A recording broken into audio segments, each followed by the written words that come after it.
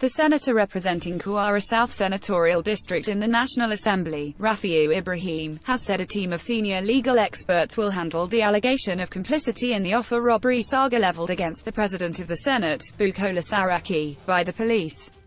The police have insisted that Saraki is needed to make certain clarifications on the statement of the suspects arrested in connection with the robbery, despite the legal advice from the Office of the Attorney General of the Federation and Minister of Justice, which absolved the Senate President of any complicity in the act.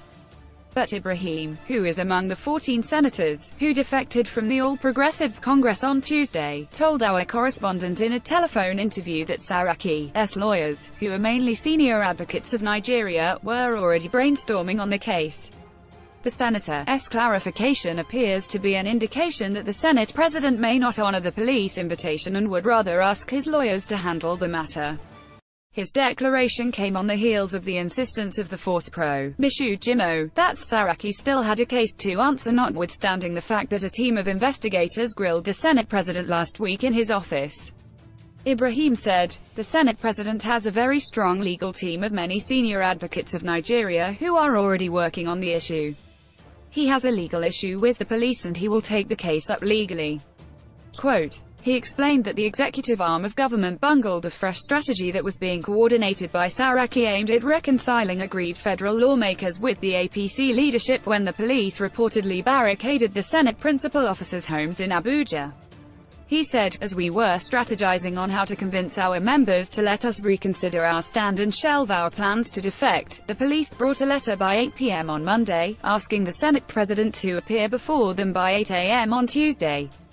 Quote, the following day, very early in the morning, the EFCC went to the house of the Deputy Senate President, Ikekweramadu, blocked his house and successfully ensured that he did not go out. Simultaneously, some policemen were also at the home of the Senate President with a specific instruction to prevent him from leaving his house. Those who could carry out such actions could as well kill the principal officers or bomb their houses. Quote, "My concern at the moment is to ensure that the Senate President is alive. The agents of government are getting desperate just to actualize their plans."